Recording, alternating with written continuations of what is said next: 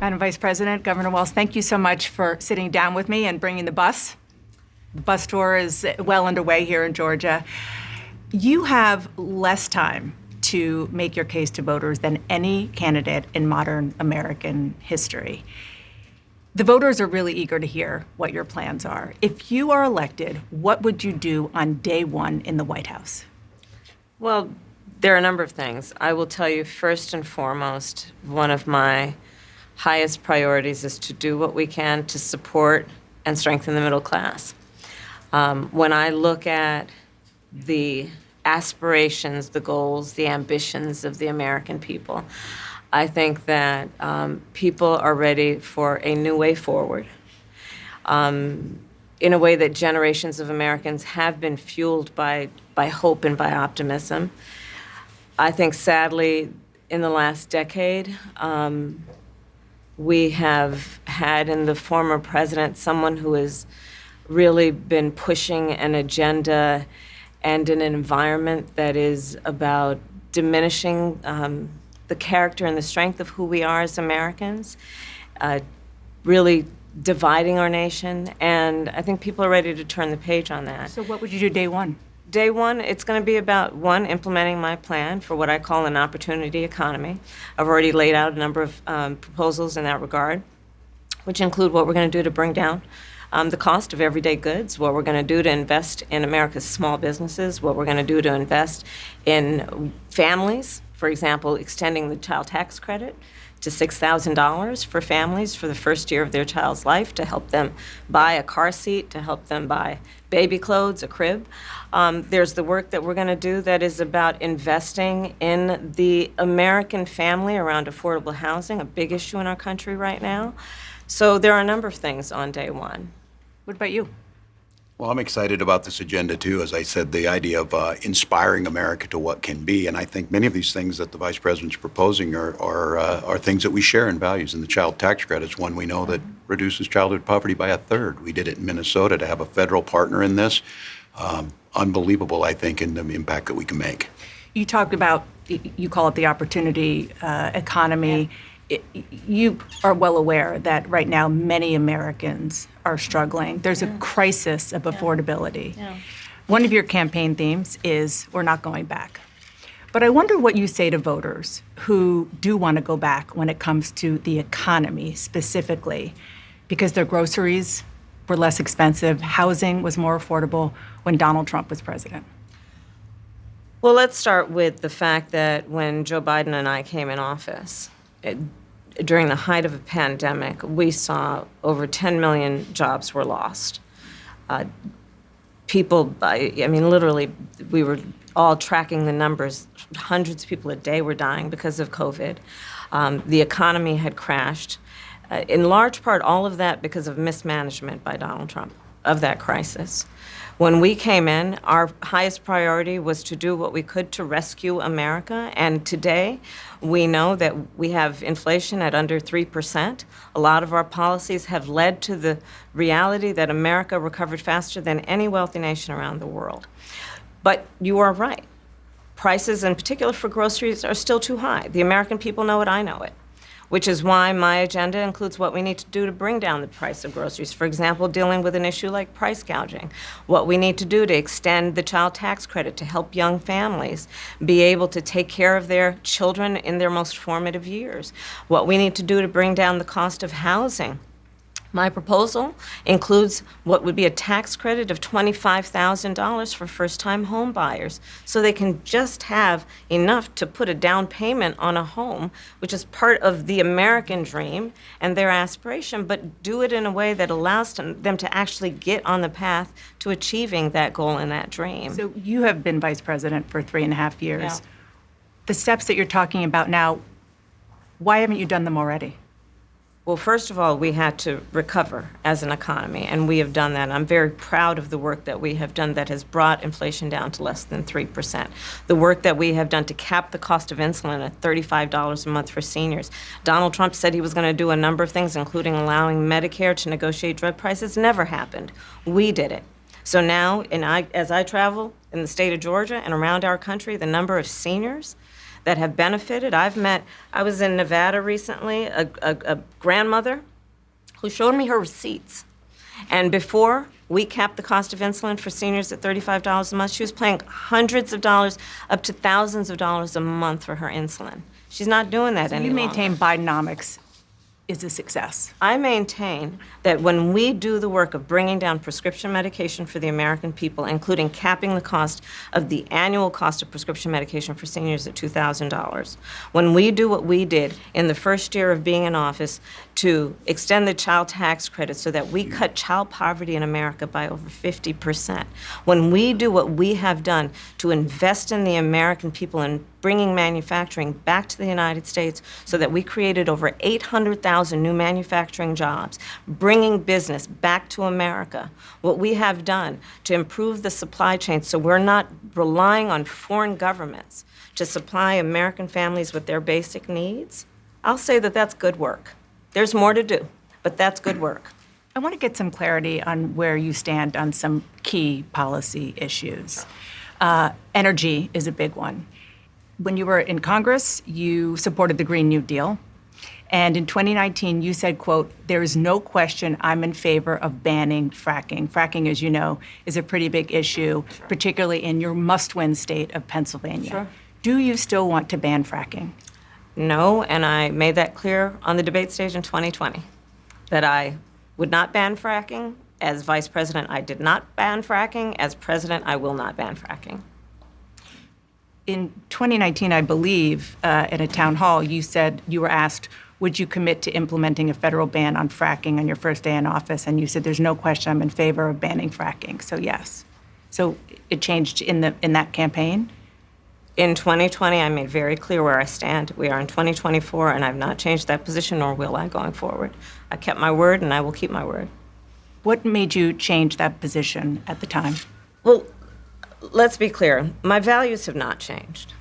I believe it is very important that we take seriously what we must do to guard against what is a clear crisis in terms of the climate. And to do that, we can do what we have accomplished thus far. The Inflation Reduction Act, what we have done to invest, by my calculation, over probably $1 trillion over the next 10 years, investing in a clean energy economy. What we've already done, creating over 300,000 new clean energy jobs. That tells me, from my experience as vice president, we can do it without banning fracking. In fact, Dana, I cast the tie-breaking vote that actually increased leases for fracking as vice president. So I'm very clear about where I stand. And was there some policy or scientific data that you saw that you said, oh, okay, I get it now? What I have seen is that we can grow and we can increase a thriving clean energy economy without banning fracking. Another issue, big one, is immigration. Mm-hmm. As vice president, you were tasked with addressing the root causes of migration in southern countries and northern part of Central America. The northern part of Central America that affects the southern border of the U.S. Mm-hmm. During the Biden-Harris administration, there were record numbers of illegal border crossings. Why did the Biden-Harris administration wait 3.5 years to implement sweeping asylum restrictions? Well, first of all, the root causes work that I did as vice president, that I was asked to do by the president, has actually resulted in a number of benefits, including historic investments by American businesses in that region. The number of immigrants coming from that region has actually reduced since we began that work. But I will say this, that Joe Biden and I and our administration worked with members of the United States Congress on an immigration issue that is very significant to the American people and to our security, which is the border. And through bipartisan work, including some of the most conservative members of the United States Congress, a bill was crafted, which we supported, which I support. And Donald Trump got word of this bill that would have contributed to securing our border, and because he believes that it would not have helped him politically, he told his folks in Congress, don't put it forward. He killed the bill. A border security bill that would have put 1,500 more agents on the border. And let me tell you something, the Border Patrol endorsed the bill. And I'm sure in large part because they knew they were working around the clock, and 1,500 more agents would help them. That bill would have allowed us to increase seizures of fentanyl. Ask any community in America that has been devastated by fentanyl what passing that bill would have done to address their concern and a pain that they've experienced. So you would push that legislation again. I just want to Not ask only about push it, I will make sure that it comes to my desk and I would sign it. just one other question about something that you said in 2019 when you first ran. There was a debate. You raised your hand when asked whether or not the border should be decriminalized. Do you still believe that? I believe there should be consequence. We have laws that have to be followed and enforced that address and deal with people who cross our border illegally, and there should be consequence. And let's be clear, in this race, I'm the only person who has prosecuted transnational criminal organizations who traffic in guns, drugs, and human beings. I'm the only person in this race who actually served a border state as Attorney General to enforce our laws, and I would enforce our laws as president going forward. I recognize the problem. Generally speaking, how should voters look at some of the changes that you've made, that you've explained some of here in your policy? Is it because you have more experience now and you've learned more about the information? Is it because you were running for president in a Democratic primary? And should they feel comfortable and confident that what you're saying now is going to be your policy moving forward? Dana, I think the most important and most significant aspect of my policy perspective and decisions is my values have not changed. You mentioned the Green New Deal. I have always believed, and I have worked on it, that the climate crisis is real, that it is an urgent matter to which we should apply metrics that include holding ourselves to deadlines around time. We did that with the Inflation Reduction Act. We have set goals for the United States of America and by extension the globe around when we should meet certain standards for reduction of greenhouse gas emissions, as an example. That value has not changed. My value around what we need to do to secure our border, that value has not changed. I spent 2 terms as the Attorney General of California prosecuting transnational criminal organizations, violations of American laws regarding the illegal passage of guns, drugs, and human beings across our border. My values have not changed. So that is the reality of it. And 4 years of being vice president, I'll tell you, one of the aspects to your point is traveling the country extensively. I mean, I'm here in Georgia. I think somebody told me 17 times since I've been vice president in Georgia alone. I believe it is important to build consensus, and it is important to find a common place of understanding of where we can actually solve problems. On that note, you had a lot of Republican speakers at the convention. Will you appoint a Republican to your cabinet? Yes, I would. Anyone in mind? Yes, I would. No one in particular in mind. We got 68 days to go with this election, so I'm not putting the cart before the horse, but I would. I think it's really important. I have spent my career inviting diversity of opinion. I think it's important to have people at the table when some of the most important decisions are being made that have different views, different experiences. And I think it would be to the benefit of the American public to have a member of my cabinet who was a Republican. I want to ask you about your opponent, Donald Trump. Okay. I was a little bit surprised. People might be surprised to hear that you have never interacted with him, met him face to face. That's going to change soon. But what I want to ask you about is what he said last month. He suggested that you happened to turn black recently for political purposes, questioning a core part of your identity. Yeah. Any? Same old tired playbook. Next question, please. That's it? That's it. Okay. Let's talk about some foreign policy issues that would be on your plate if you become commander-in-chief.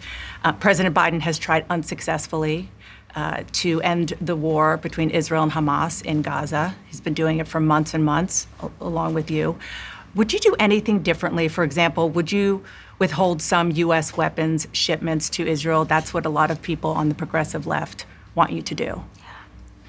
Let me be very clear. I'm unequivocal and unwavering in my commitment to Israel's defense and its ability to defend itself. And that's not going to change. But let's take a step back. October 7, 1,200 people were massacred. Many young people who were simply attending a music festival. Women were horribly raped. As I said then, I say today, Israel has a right to defend itself. We would. And how it does so matters. Far too many innocent Palestinians have been killed. And we have got to get a deal done. We were in Doha. Mm-hmm. We have to get a deal done. This war must end. And in the meantime, and we must get a deal that is about getting the hostages out. I've met with the families of the American hostages. Let's get the hostages out. Let's get the ceasefire done. but no change in policy in terms of arms and so forth. No, we have to get a deal done. Dana, we have to get a deal done. When you look at the significance of this to the families, to the people who are living in that region,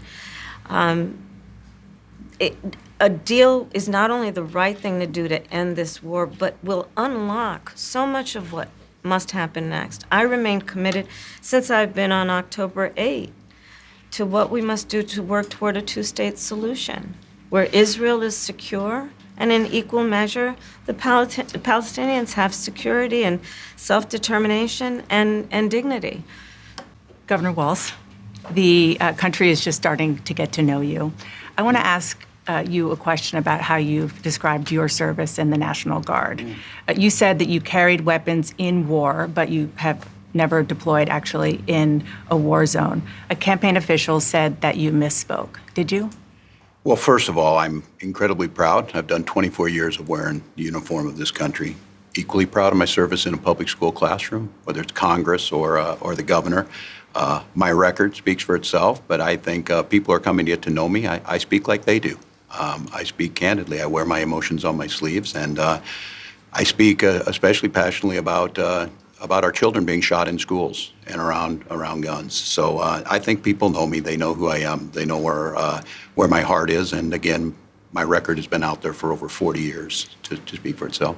And the idea that you said that you were in war, did you misspeak as the campaign has said? Yeah, I said we were talking about, in this case, this was after a school shooting, the ideas of carrying these weapons of war. And my wife, the English teacher, told me my grammar's not always correct. But again, if it's not this, it's an attack on my children for showing love for me, or it's an attack on my dog. I'm not going to do that. And the one thing I'll never do is I'll never demean another member's service in any way. I never have, and I never will. One other question, because again, this is all new. Yeah. This was not, however many days ago, this was not on either of your bingo cards, especially yours. You had to clarify that you had said that you and your wife used IVF, but it turned out you used a different kind of fertility in order to have children. And then when you ran for Congress in 2006, your campaign repeatedly made false statements about a 1995 arrest for drunk and reckless driving. What do you say to voters who aren't sure whether they can take you at your word? Well, I've been very public. I think they can see my students come out, former folks I've served with, and they vouch for me. I certainly own my mistakes when I make them. The one thing I'll tell you is I wished in this country wouldn't have to do this. I spoke about our infertility issues because it's hell, and families know this. And I spoke about the treatments that were available to us that had those beautiful children there.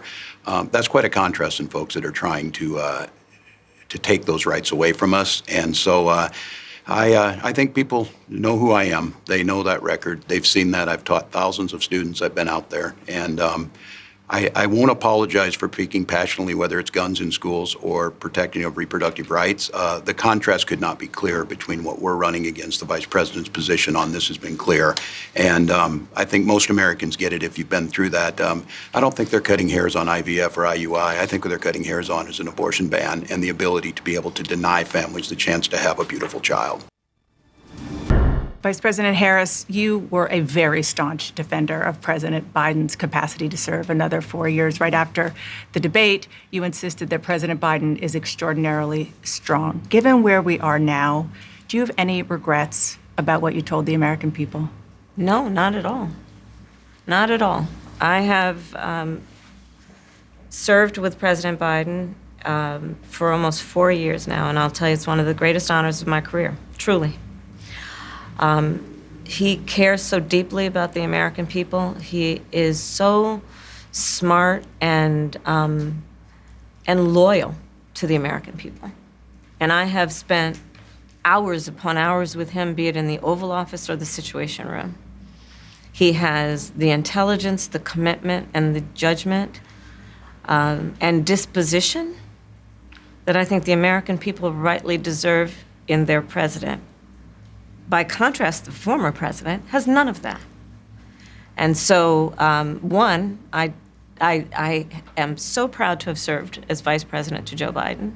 And two, I am so proud to be running with Tim Walz for president of the United States and to bring America what I believe the American people deserve, which is a new way forward, and turn the page on the last decade of what I believe has been contrary to where the spirit of our country really lies. But the last decade, of course, the last 3.5 years has been part of your administration. I'm talking about an era that started about a decade ago, where there is some suggestion, warped I believe it to be, that the measure of the strength of a leader is based on who you beat down, instead of where I believe most Americans are, which is to believe that the true measure of the strength of a leader is based on who you lift up. That's what's at stake as much as any other detail that we could discuss in this election. Because we haven't had a chance to talk, I'm just curious, staying on President Biden, when he called you and said he was pulling out of the race, what was that like? And did he offer to endorse you right away, or did you ask for it? It was a Sunday, so here, I'll give you a little too much information. Go for it. There's no such thing, Madam Vice President.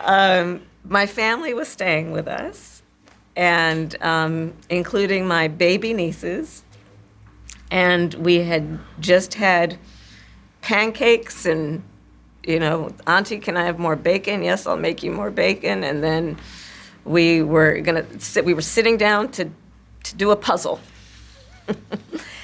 And the phone rang, and it was Joe Biden. And he told me what he had decided to do. And I asked him, "Are you sure?" And he said yes. And that's how I learned about it. And what about the endorsement? Did you ask for it? He was very clear that he was going to support me. So when he called to tell you, he said, "I'm pulling out of the race and I'm going to support you." Well, my first thought was not about me, to be honest with you. My first thought was about him, to be honest. I think history is going to show a number of things about Joe Biden's presidency. I think history is going to show that in so many ways it was transformative, be it on what we have accomplished around finally investing in America's infrastructure, investing in new economies, in new industries, what we have done to bring our allies back together and have confidence in who we are as America and grow that alliance, what we have done to stand true to our principles, including one of the most important international rules and norms, which is the importance of sovereignty and territorial integrity.